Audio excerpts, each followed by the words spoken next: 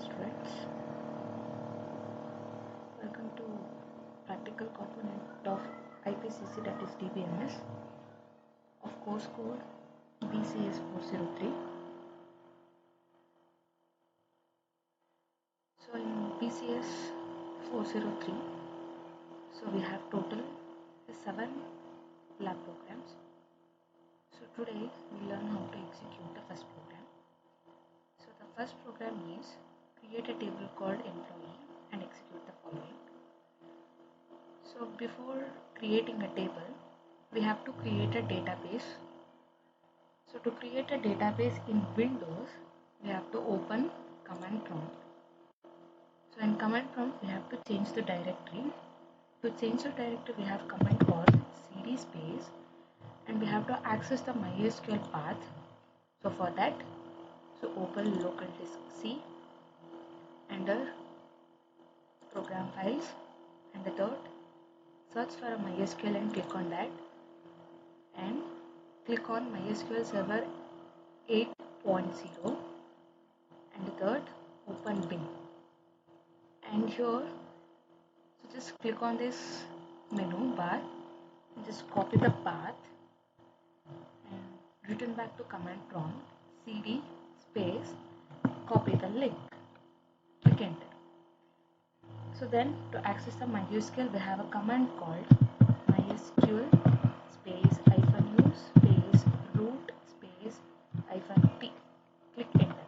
It asks for a password. So while I installing a MySQL, so I have given password as password itself. So the same password will reflect here. So the password is password only, password without any uppercases, click enter. So here we can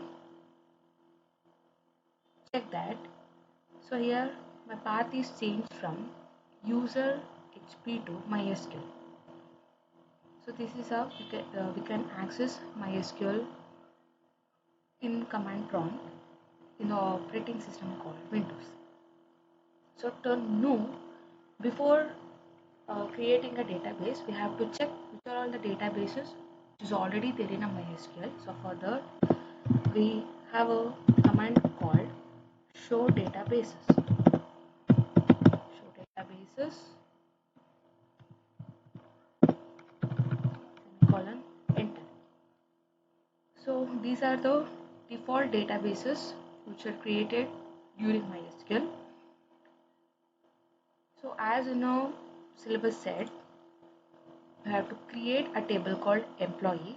So here they given the table name called employee. So they didn't give the database name. So I create my database name as EMP, the short form of employee. So for that, to create a database, we have a command called create space database followed by database name. So here my database name is simply an employee, semicolon, enter. So while OK, which means that I have created my database in the name of employee successfully. So to view whether my database is created or not, so again I am checking show databases. So here you can observe that employee has been created successfully. So after a successful creation of database called employee, so now we are able to create a table called employee. So we'll create table called employee.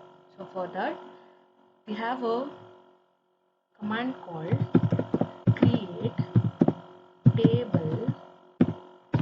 So as in the question said, so I am creating my table as employee. So for this employee, we need to add some attributes. So in the question only they have given the attributes. So the attributes are followed as employee number, e-name, job, manager number, salary, and commission.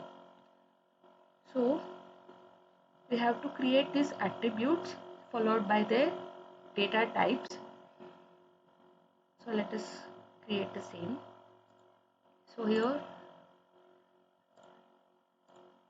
the first attribute is emp name, and while creating a table only, we have to identify which is a primary key, which means unique key, and for that we have to specify a constraint called not null. So why? Because in the query number 3 they have asked that add a primary key constraint and not null constraint to the employee table. So here our primary key is employee number, and we have to add not null constraint to our primary key. So why? Because the primary key should not be null. So why? Because it contains unique number of keys. So let us create a table called employee with these attributes. So create table employee followed by the attributes. The first attribute is employee number. So since it is a primary key, before that we have to add the data type. So data type for employee name can be integer or varchar. So here I am giving integer in the short form int and int of size. And as I told, employee number is a primary key because which contains unique number identification. So therefore, I am adding primary key by specifying name as primary key. Primary key not null, comma. The second attribute is ename. Ename, which is nothing but employee name. So employee name which contains characters. So therefore, the data type should be varchar. So emp name, which means employee name, varchar. So where varchar is nothing but variable character, which is a combination of alphanumerics and which can also be called as strings. So varchar, I am specifying the size. So specification of size here is a very important, which means that it gives 10 character space to the employee name. So then the third one is job. So we have to specify the job. So again the job is in a character. So therefore the data type is varchar. Next is manager number. So manager number. So for manager number we can give data type as integer or varchar, but here I am giving integer only. So for manager number I am using the shortcut that is mgr number, which is nothing but also manager number int of size, which means data type of size. So the next one is sal. So sal is nothing but a salary, so we have to specify salary. So again the salary is in the form of integer, so therefore salary, so I am typing full name salary int of size. So please do check your spellings while typing. So salary, so after salary we have to give the commission. So as we all know that, so commission is in the form of percentage. So here we can give the percentage also. So since the percentage is in a string format, so we have to use the varchar. We can't use the integer. So therefore commission, so varchar of size, double close brace, semicolon, enter. So here I didn't choose the database. So I created the database, but I didn't enter to the database. So for that we have a command called use space database name. So my database name is emp. So use followed by database name, semicolon, click enter. So now my database name is changed to emp. So then I execute my table creation command. So here you can see that query okay, which means that there is no error in the creation table. So to view these commands or these attributes of the table employee in the tabular form, we have a command called desc space or followed by the table name. So my table name is employee. Click enter.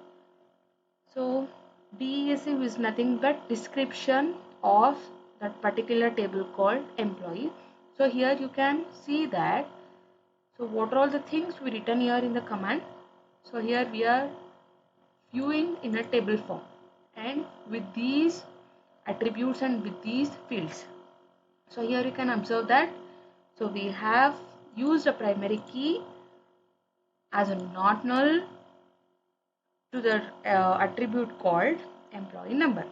So this is how we can create the database table and the attributes with a primary key constraint, not null constraint, and the data type with a size.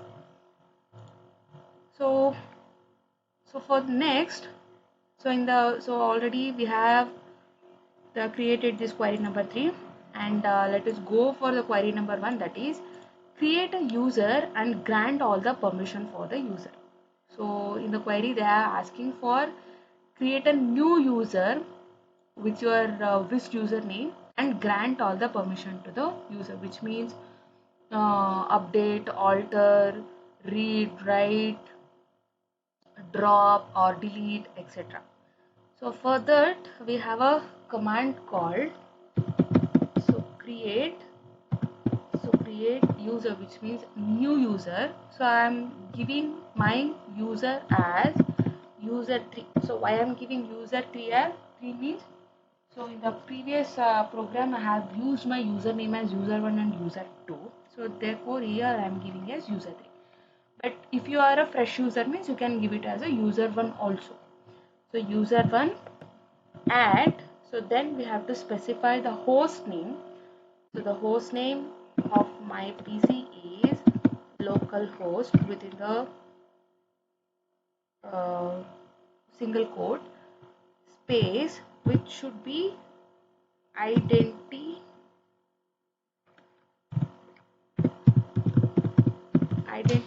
by password. So here, so in the previous I have given my password as password itself. So while installing the MySQL, you can give any name as password, but I given password as my password name.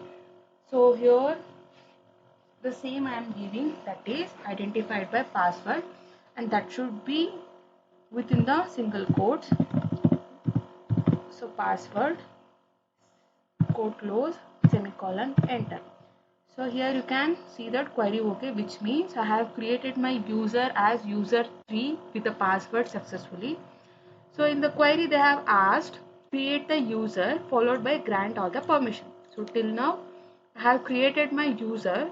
So now we'll give the grant permission to the user called user3. So for that we have a command called grant.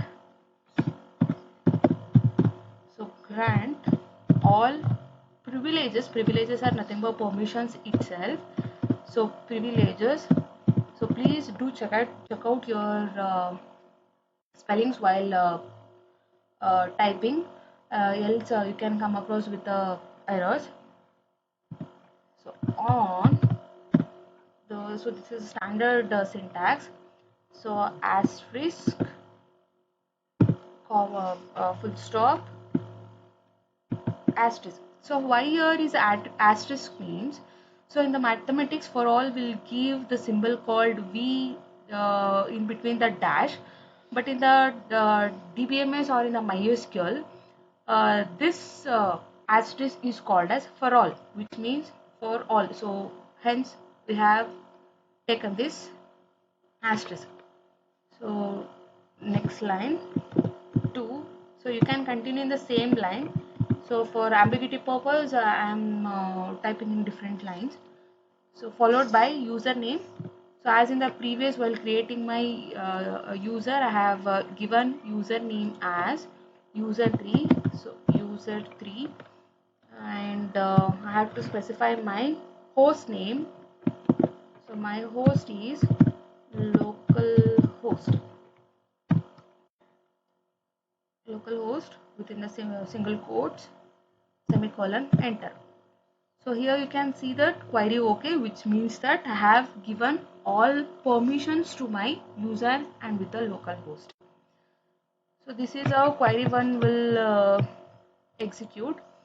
So next, so we'll go for the third one, that is, so we have to insert 3 records, which means 3 rows or 3 tuples to all these attributes, and we have to use the rollback. So let us see the query. So to insert the values, we have 3 methods. So I am using, or I am showing one among them. So have, or the command goes like this. So insert into table name. So here my table name is employee. So employee, so values. So this is a standard format, that is insert into employee values, brace open. So we have to specify these values within the quotes, single quotes. So first constraint or the first attribute is employee number. So since the employee number is in an integer, so I am giving it is integer within a single quote, comma, employee name. So I am giving randomly employee name as some ABC, and the third one is a job. So I am giving job as director. So you can give any name as a job name, and followed by a manager number. So since manager number is in an integer, so I am giving it as 1000. So I can give any integer name except the integer given in the employee number. So again the next attribute is salary. So I am giving salary as 15,000, and the last one is commission. So while creating the table, I have said that the commission, I have given commission in varchar because to specify the commission is in percentage. So here we can give that. So 10 percentage, or you can simply give it as 10. So let us try out the 10 percentage. If it's if ever comes, means we'll clear that. So all my attributes values are inserted. So I am closing that. So here you can observe that query OK, which means that this percentile or the 10 percentage is valid. So since I have created one row, so in the question they have said the 3 rows. So let us insert the second row. So my employee number is 2, and the name I am giving is PQR, and the job name I am giving as a salesman or a salesperson, and the manager number I am giving as 2000, and the salary I am giving as 25,000, and the percentage I am giving as a 15 percentage.